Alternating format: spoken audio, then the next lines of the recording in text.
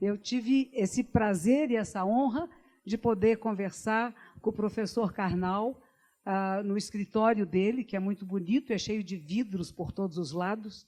E enquanto nós conversávamos, uns passarinhos vieram e ficaram ali, piando perto de nós, que foi muito agradável. Cachorrinhos passavam pela rua e nós falávamos sobre como transformar uma cultura de violência, o ódio, numa cultura de paz.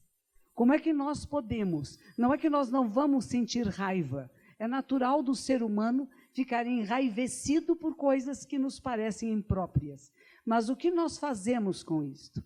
Como que nós dialogamos? Como que nós somos capazes de criar condições de transformação, não pelo grito alto, aqui foi importante, neste momento foi importante para que nós pudéssemos saber o que estava acontecendo, mas imagine se nós dois tentando falar e vocês gritassem ao mesmo tempo.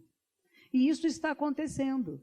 Isso está acontecendo nas redes sociais, que as pessoas não estão se ouvindo mais. O diálogo está terminando? Claro que não. Como bem ele disse, nós estamos aqui hoje porque queremos dialogar, queremos ouvir, ouvir para entender, entender para ganharmos novas ideias e ficarmos enriquecidos de pareceres diferentes dos nossos. Não vamos ter só amigos de pessoas que concordam conosco o tempo todo, que pensam como nós pensamos. Mas é importante que tenhamos pessoas que pensam de forma diferente, que veem o mundo de um ângulo diferente, que enriquece o nosso ângulo. Então, o que é importante nisso? Ser a capacidade de calar para ouvir, mas também é preciso responder.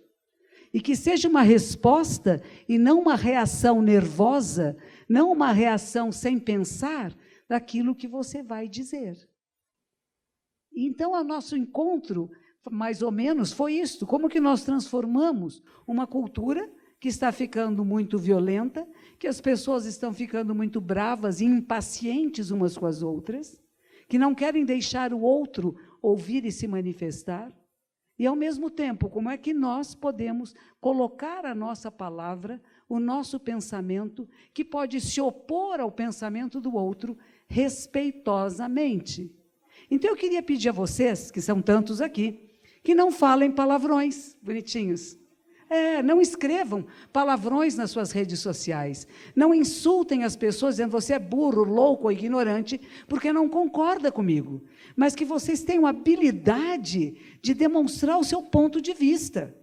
Não significa que você vai concordar, você pode discordar com inteligência e com palavras hábeis. E se o outro não entendeu você, é porque você não soube se explicar bem. Explique-se melhor.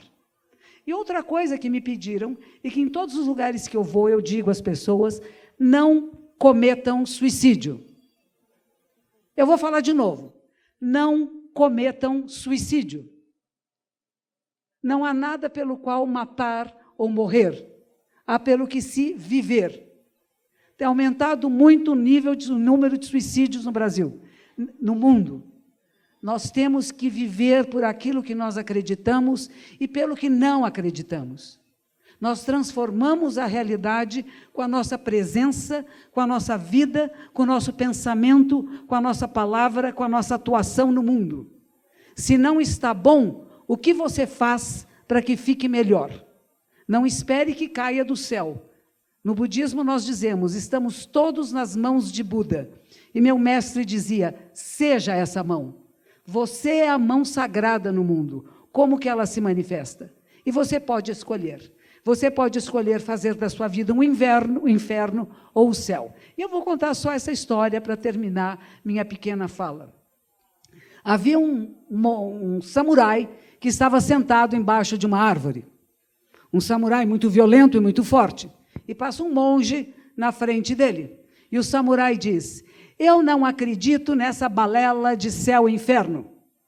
E o monge diz, claro, você é um samurai de nada, um covarde, um bobão. Claro que você não acredita. E ele, furioso, levanta-se e começa a desembaiar a espada. E o monge diz, isso é o inferno. E ele, então, coloca a espada de novo na bainha, sorri e ele diz, isto é o céu. você está fazendo da sua vida o céu ou o inferno? Somos nós que criamos essa diferença em nós. E eu gostaria que vocês apreciassem a sua vida e percebessem que talvez apenas os nossos pés toquem o chão da terra, mas todo o resto do nosso corpo, quando estamos em pé, está no céu. E comece a apreciar a sua vida, em qualquer circunstância, em qualquer momento, na alegria, na tristeza, na dor, na doença, nas bênçãos e naquilo que não é bom, porque é raro que nós possamos ter essa experiência de seres humanos num planeta tão bonito como o nosso e num momento de um Brasil tão lindo como o nosso, como diz o professor Karnal, democrático, onde podemos nos manifestar, mas que também temos que impedir que pensamentos errôneos se desenvolvam. E para isso nós temos que ser arautos, anunciando isto sim, isto não. Perseguição a povos, a judeus, neonazismo é não. Racismo é não. Abuso sexual, quer seja de homens, de mulheres, de crianças ou idosos, é não. Então, há certas coisas que nós temos que dar limites. Não é que aceitamos tudo porque somos democráticos, mas temos que também ter respeito mesmo àqueles que pensam muito errado, mesmo aqueles que cometem crimes chamados hediondos, porque o crime é errado, mas este ser humano tem que ser respeitado, cuidado, trabalhado, educado e muitas vezes curado das suas doenças discriminatórias e preconceituosas, que são a diferenciação e a incapacidade da compaixão, da identificação com o outro. Então, eu dou as boas-vindas a vocês e eu acho que, como todos vocês, eu também quero escutar o professor.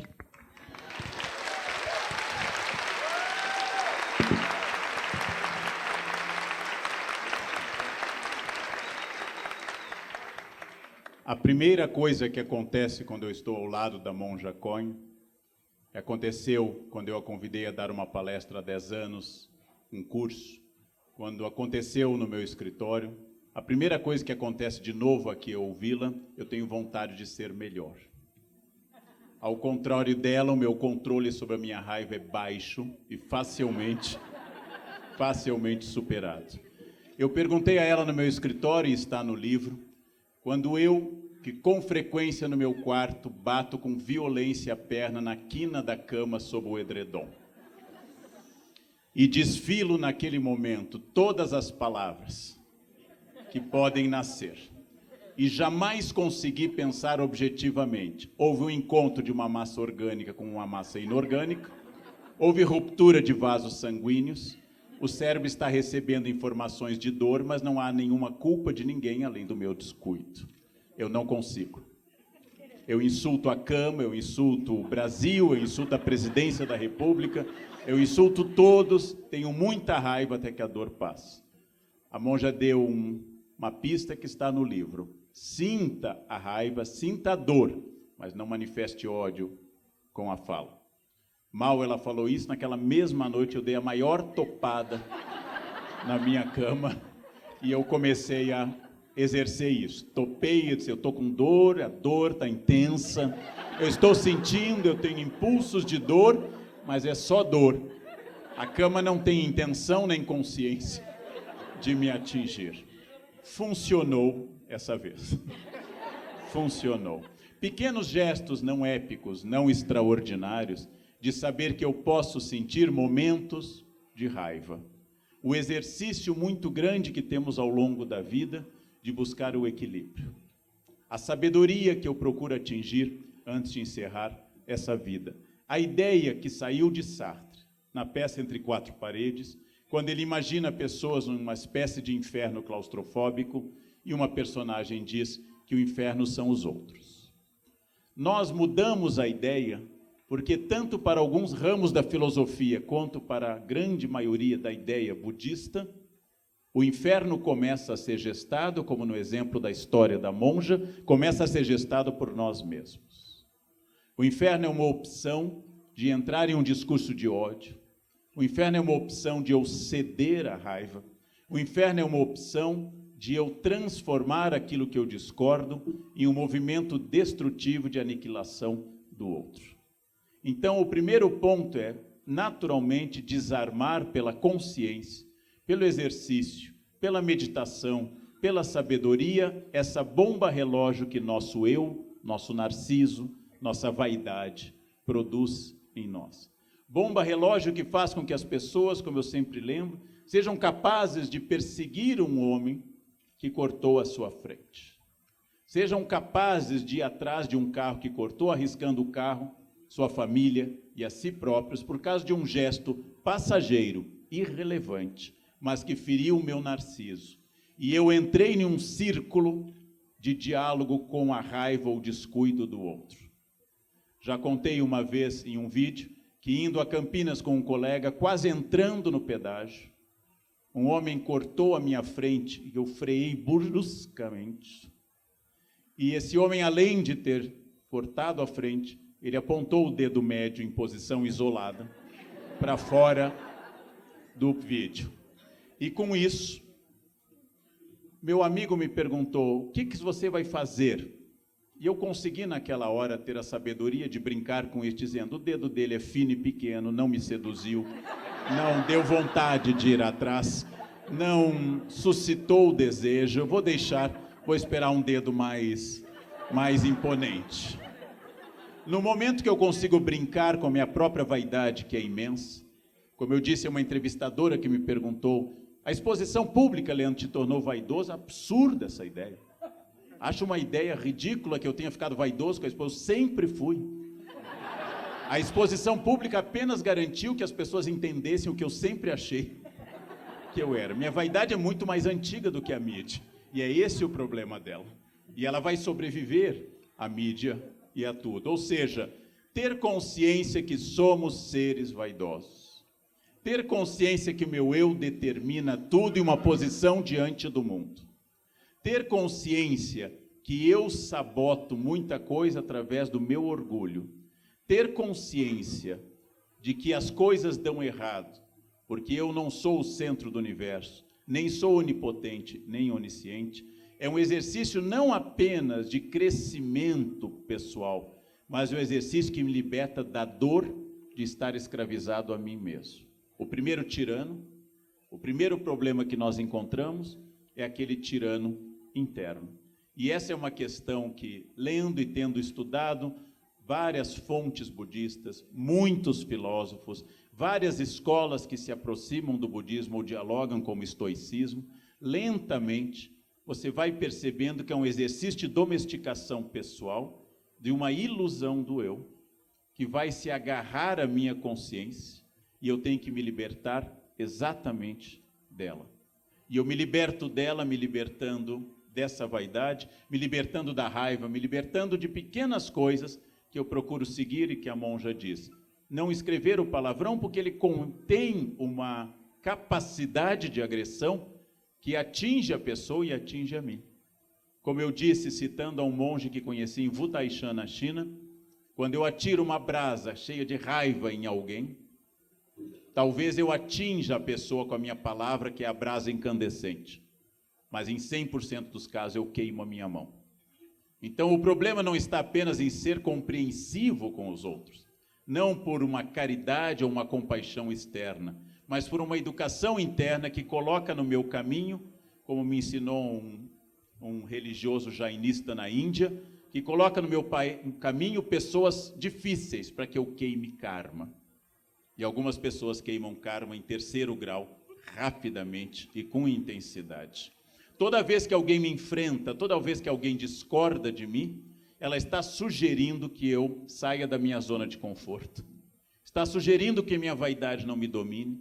Está mostrando que eu sou limitado em relação ao universo. Está me convidando a crescer. Todas as vezes que alguém concorda inteiramente comigo, me elogia e acha o máximo qualquer bobagem que eu digo, essa pessoa está favorecendo o meu narciso, ela está favorecendo o meu eu, está impedindo que eu cresça. Então, qual o limite disso? A monja disse, eu concordo inteiramente, o limite disso é a ética e a lei. O limite disso é que eu posso discutir qualquer coisa, Mas não posso discutir com alguém que diz, eu sou pedófilo. Eu digo, tudo bem, é o seu jeito de ser. A gente tem que entender. Não, esse é o crime, essa é a ética, essa é a violência, essa é a barbárie. Agora, quanto ao resto, sempre e permanentemente, um exercício de educação de si. Às vezes eu consigo, às vezes eu não consigo. Tenho diante de mim uma lição permanente para encerrar. Tenho diante de mim uma consciência permanente no universo. O mundo é feito de diferenças, o mundo é feito de pessoas heterogêneas, a tal ponto que eu tenho que entender que há em todos os lugares, inclusive aqui essa noite, gente que gosta de coentro.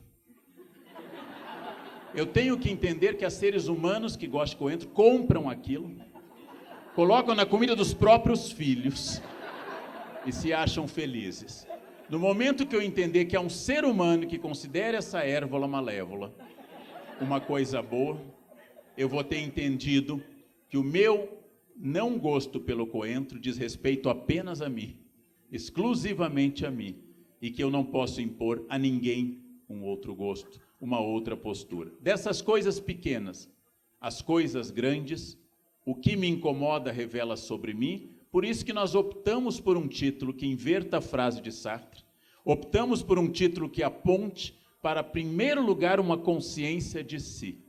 Voltando à velha psicanálise freudiana, quando Pedro fala de Paulo, fala mais de Pedro do que de Paulo. Voltando a uma consciência que segue o caminho socrático do conhece a ti mesmo.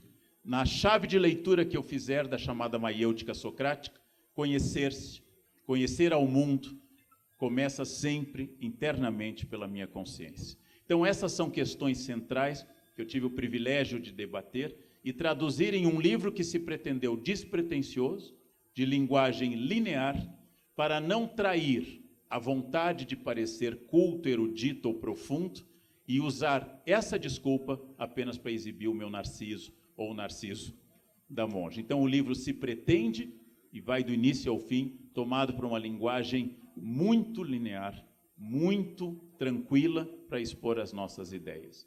E como a segunda parte pede que eu faça uma pergunta à monja e ela logo em seguida pergunte a mim, eu vou perguntar à monja Coy uma pergunta talvez delicada, uma pergunta complexa.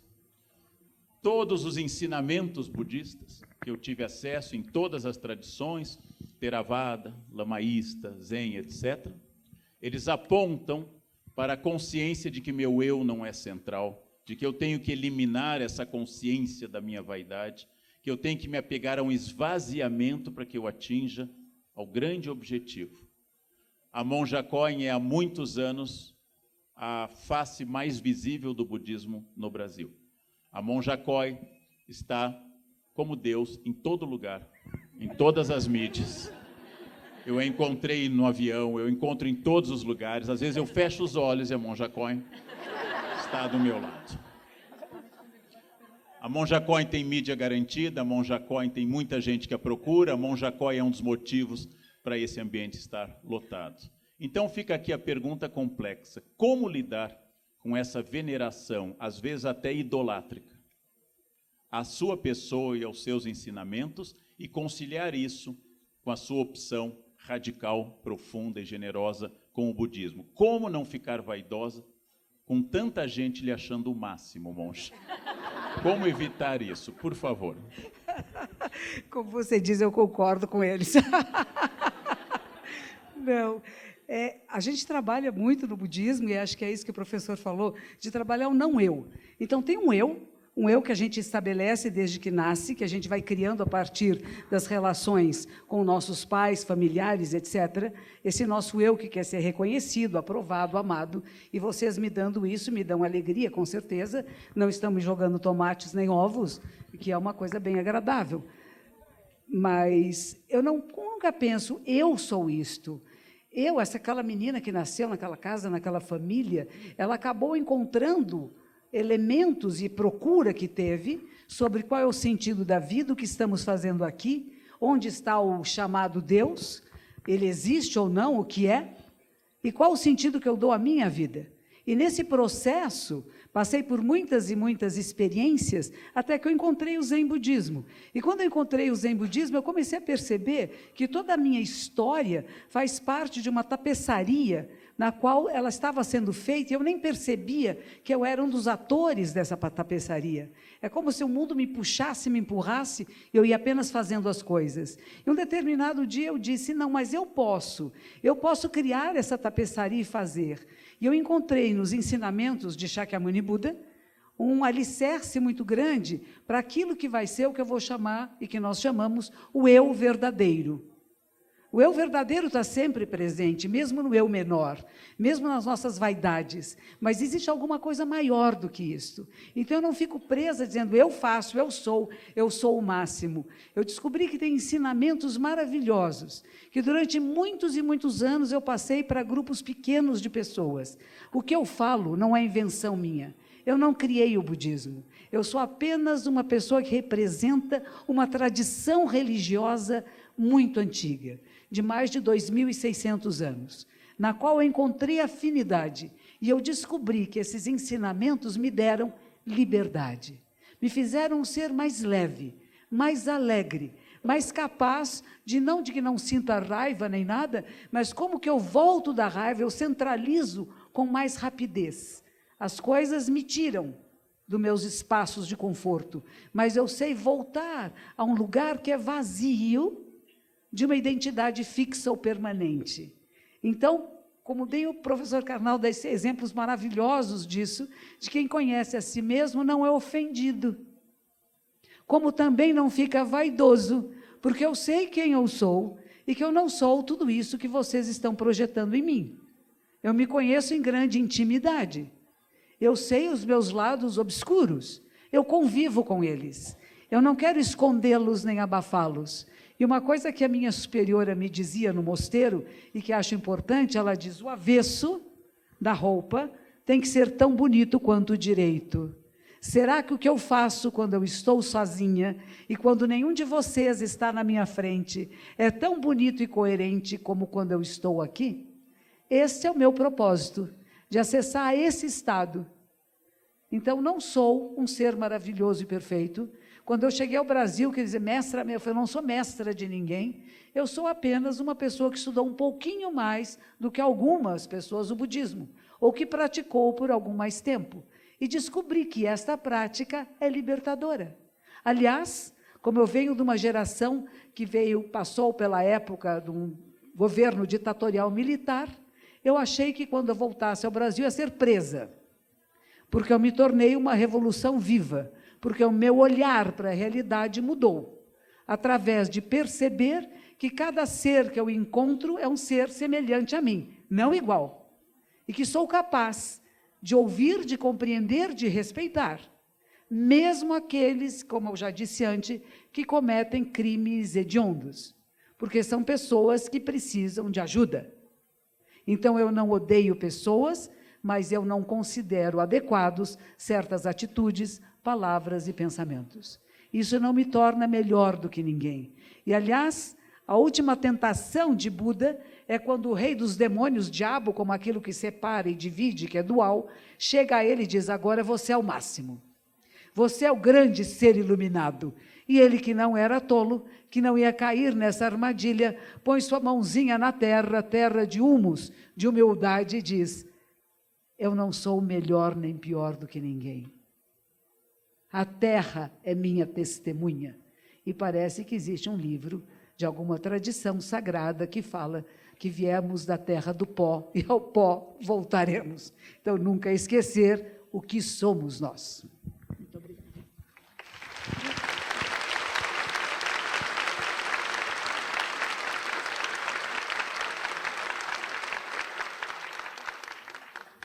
Eu fui apresentada ao professor por um aluno, depois que ele conhecia antes, né? Mas agora que ele está bombando também na mídia, na televisão, o careca de saber, não é? Ele ficou mais conhecido e também encontro em todas as partes. É a onipresença. E também tem um pouco de onisciência. Não é interessante isso? Onisciência é capaz de compreender o que está acontecendo em vários lugares ao mesmo tempo. Então, é para mim um referencial. Eu acho que na vida nós precisamos de referenciais. Se eu estou fazendo uma decisão e não tenho certeza, há certos autores e certas pessoas que eu leio, que eu ouço e que procuro para poder tomar decisões. Eu gostaria de saber do professor Karnal quem são os seus referenciais. E ele foi feito, agora eu vou fazer uma provocação. Ele uma vez tomou vinho com um juiz chamado Moro. É só uma pergunta.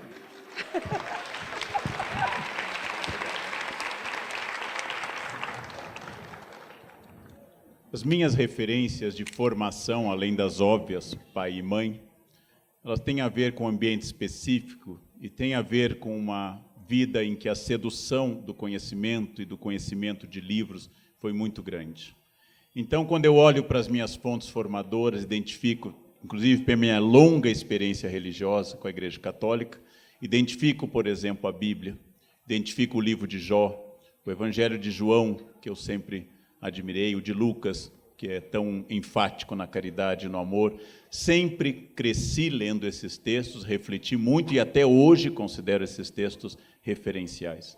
Depois descobri as grandes obras de narrativa da história humana, de Heródoto, fundador da área, Tucídides, Políbio, e depois descobri as grandes obras formadoras da consciência, como, por exemplo, pré-socráticos, Heráclito em particular, e sua ideia de pantarrei, de que tudo flui, e fui descobrindo Sócrates na figura ou no texto de Platão, Aristóteles. Fui um estudioso dedicado de Agostinho, li a sua obra com entusiasmo e descobri a filosofia moderna, especialmente a contemporânea. Na juventude li muito, praticamente tudo, de Sartre, e, acima de tudo, a literatura, desde a descoberta na escola, de obras como Machado de Assis, que eu venero, até já descoberta no início da vida jovem, que foi Shakespeare, que foi uma paixão avassaladora, absoluta e que não cessou. Há pouco tempo estive na Inglaterra e fui a Stratford mais uma vez para tocar de novo na pia batismal que ele foi batizado, numa tentativa mágica e supersticiosa que a qualidade dele passasse a mim por algum momento. Em que momento eu consigo me tornar tão bobo como alguém que faz isso? É o momento que eu estou diante de um gigante como Shakespeare e toda a racionalidade, todo o equilíbrio se desfaz, e eu tenho vontade de ajoelhar diante do túmulo dele e pensar que, se eu pudesse, já sou feliz em compreendê-lo, se eu pudesse ainda ser influenciado pelo talento dele, seria muito melhor. Então, essas são referências muito importantes. E todo o resto do processo, e a pergunta da monja, é um processo de aprendizagem. Na minha cabeça, jamais me passaria controlar a agenda de jantares de alguém. Como me escreveu uma mulher na época, eu jamais jantaria com o juiz Moro. E eu disse a ela, assim que ele convidar a senhora, recuse. É o seu direito. Eu jantaria, como jantei de novo com o juiz Moro, jantaria com todas as pessoas que eu considero importantes, atuantes na história, jantaria com pessoas, inclusive, que não contam com a minha simpatia, jantaria com pessoas que estejam no executivo no momento, para não dizer o nome, para poder, Voldemort, né? para poder aprender, para poder crescer, ouvir e ser testemunha da história. Teria jantado com prazer com Nelson Mandela, teria jantado com prazer com Gandhi, se eu tivesse nascido antes de 1948. Ou seja, todas essas personagens, que eu admiro ou não, são fonte do meu conhecimento. E eu me admirei muito, tal como a monja sofreu um ataque frontal quando revelou que não era vegana, quando revelou que não se alimentava só de luz, como as avencas, que era o que seria esperado de uma monja levitando e esperando que o sol a penetrasse. Quando eu estou preocupado com o jantar alheio, quando eu estou preocupado com a alimentação alheia, há algo muito grave ocorrendo dentro de mim. É claro que eu posso argumentar, e é perfeitamente plausível, os motivos que me levariam a ser vegano, ou simplesmente vegetariano, ou só comer carne branca, ou ser fascinado pela picanha. Eu posso dizer isso. Eu estou abandonando a carne vermelha, estamos em processo de separação, mas ainda há encontros secretos. Mas eu estou abandonando a carne vermelha. E não é exatamente uma reflexão ética que pode ocorrer, mas porque eu li muito sobre o custo hídrico da produção da carne vermelha, o custo em água da produção da pecuária. Então, é um lento processo. Mas, acima de tudo, o que eu quero, se eu aprofundar essa postura, o que eu gostaria sempre é de não cair na mesma armadilha que Buda evitou quando se iluminou. Que eu não pense assim, eu só como vegetais, ou como os jainistas, só como frutas que caiam no chão. Eu só como coisas que não firam a natureza e por isso eu sou melhor que você que vai à churrascaria. Nesse momento eu recomendaria, coma um bife e seja menos duro com as outras pessoas. É melhor você comer uma carne do que ser esse idiota arrogante que acha que tem direito de dizer às pessoas como elas devem ser. Então, essa é uma surpresa, eu aprendi bastante, aprendi muito com o episódio e com todos os outros episódios que, de fato, você mexe com as pessoas. E que as pessoas, quando são mexidas, respondem de acordo com o seu ponto de vista. O exercício que eu faço hoje, e fiz desde o início aqui, é imaginar que à minha frente há milhares de pessoas. É imaginar que à minha frente há pessoas de todas as origens sociais, identidades étnicas, questões de gênero variadas, e que eu sou absolutamente igual a qualquer pessoa. Tenho sono, tenho sede, tenho fome, aprendi algumas coisas, ignoro por completo outras, tenho momentos terríveis, tem momentos, comecei a falar de mim na terceira pessoa ultimamente, em que o carnal escandaliza o Leandro. Quando a gente começa a falar de si na terceira pessoa, diziam do Pelé, você tem que prestar atenção. Você tem que prestar atenção. Há momentos que eu sou tão incoerente, tão violento, tão idiota, tão francamente agressivo, que eu tenho que parar e pensar e tentar voltar a um centro, como qualquer um de vocês. É aquilo que eu pergunto para encerrar e que algumas pessoas acham que é ironia. Quando eu estou com tempo e alguém pede uma foto, eu pergunto, para quê?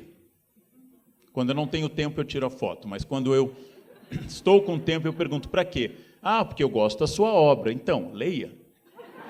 Leia a minha obra. A foto não vai aumentar essa relação com a minha obra. Ah, professor, é que o senhor é famoso. Então, ao final da foto, eu continuarei famoso e você continuará na atual posição, que podemos mudar ambos. Eu posso deixar de ser famoso e você pode ascender. O que eu queria produzir nas pessoas é consciência. A consciência do porquê fazer a foto. A consciência do porquê imaginar que postando uma foto ao lado de alguém tão conhecido como a monja, eu vou melhorar.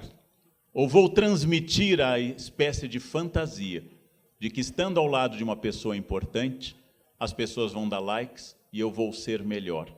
Tirem todas as fotos que quiserem. Tirem infinitas fotos. Tirem acima de tudo por afeto ou admiração a uma personagem tão importante quanto a monja Cohen. Mas não acreditem que a minha consciência possa estar em likes no Face ou no Instagram. Quer dizer, trabalhem também a sua vaidade, como eu digo a todas as pessoas. O senhor está muito vaidoso. Eu respondo, que ponto da minha vaidade feriu a sua? Que ponto da minha vaidade te machucou? Porque se a minha vaidade te machucou, é que ela encontrou outra pessoa vaidosa. Esse é um exercício permanente. Para qualquer pessoa que esteja aqui essa noite, gente. Para mim, para a monja, um desafio permanente de tentar entender que se eu estou aqui na frente, eu poderia estar lá no fundo e eu seria a mesma pessoa, ou seja, ninguém. Absolutamente ninguém. E é só quando eu descubro que eu sou ninguém, com 1.300.000 seguidores no Face, ou sem Face, só quando eu descubro que eu sou ninguém, enfim, meu eu profundo, enfim, minha identidade pode emergir. É um exercício de vida inteira. Eu já dei alguns passos, progredi vários centímetros ao longo desses anos e gostaria de, pelo menos, morrer tentando e aprendendo com as pessoas. Mas, volto à questão, nunca pedirei licença para ninguém para encontrar ou jantar com qualquer pessoa. Jantarei com quem eu quiser, na hora que eu quiser. E quem não gostar, fugindo do budismo, eu dou o conselho, morra. Morra. Isso.